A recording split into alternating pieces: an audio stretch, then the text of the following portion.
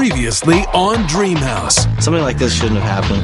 A mistake nearly killed the dream. I can't for certain identify the property line. Now the guys must redig their foundation. Doing it a second time is definitely not the way to do it. And pull off a major concrete pour. I'm just curious how this big truck is going to fit in this little gate. All without killing the budget. These guys are absolutely hands-on. We call that the sweat equity. Or each other. Well, I have an incredible problem with authority. I hate being told what to do. It's day 71 of construction at Mike, Todd, and Alex's dream house in San Diego. My dream for this house would be to put together a nice, comfortable house for 3 guys to live in with a nice roof deck where you can oversee the bay. The guys are adding 2 bedrooms, a bathroom, and a rooftop deck to their 865 square foot home. We may look like young, flaky guys, but we are owning a house and we are rebuilding it. And it's taken a little longer and a little more money, but I think it's pretty impressive that we're building our dream house. But record-breaking heat is slowing things down. It's hot. Oh, it's discouraging when it's this hot. I'm sweating like a pig, man. I'd rather be sitting at the beach. That's what I'm talking about. I'd definitely rather be at the beach. But there's no time for the beach because they must pass a critical inspection before they can pour concrete. We're near the real frustration point of needing to move forward. We're going to be so disheartened we're not going to want to finish the project. The foundation failed the first inspection because it was too close to the property line. The fact that they started doing any digging whatsoever without having a boundary survey just seems really out of control to me. It was overlooked on many different levels. You had the architect in the city, myself, the guys. Everybody just kind of assumed that the property lines were correct and true. When the surveyor came out and said, no, they're 2 feet off. That was just kind of an unforeseen mistake. Lesson learned.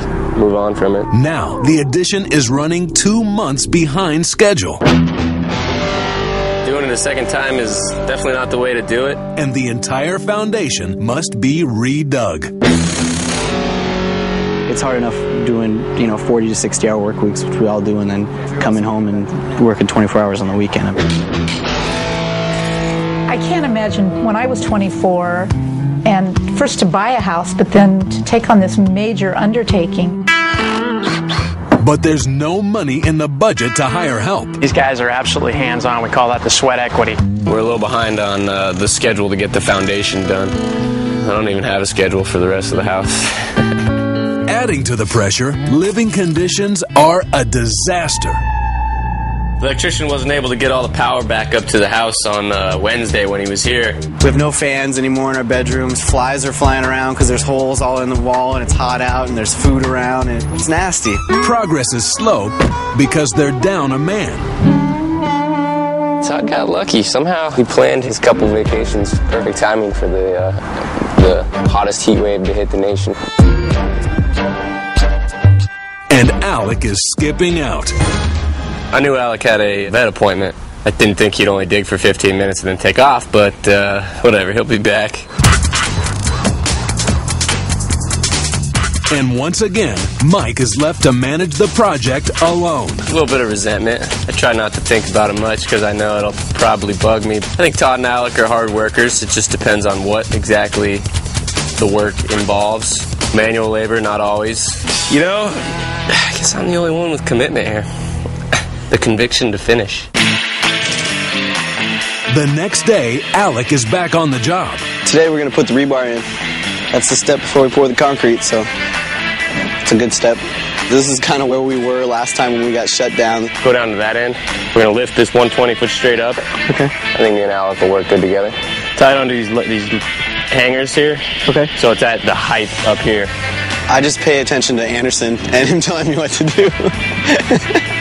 We need to just make sure all the measurements are right and get it right the first time, Cool. I'll work on timing these. They're learning an incredible amount about construction and construction techniques. Like Mike's dad coming, and they're going to learn how to make a foundation. I mean, what a great thing to learn. I'm proud of all 3 of them because they're hanging in there together. We're close enough to being finished. We'll just finish up tomorrow night after work. I think the inspection will go good on our work today. 2 days later, the inspector arrives. I'm just getting that sense of real nervousness because I don't want to do this again. Never guarantee an inspection will go smoothly. Never. It totally depends on the inspector. Got turned down once. Just say he's not going to turn us down a second time. So what do we have, fellas?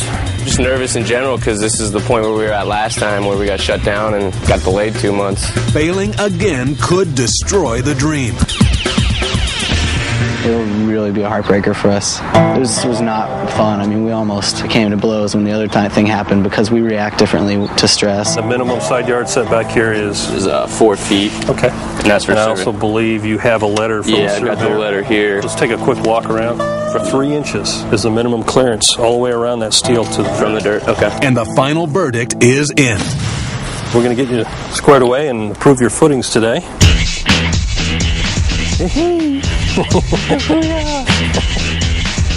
James, you don't know how long I've been waiting to hear those words. You have no idea.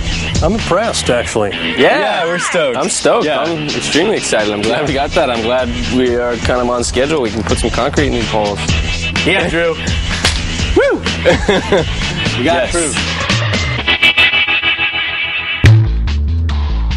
But now it's time for the critical and expensive concrete pour. They give you like a certain amount of time. If you start to exceed that time, they start to charge you $1 every minute. So, it adds up pretty quickly. And getting the forms off is harder than expected. Oh, man.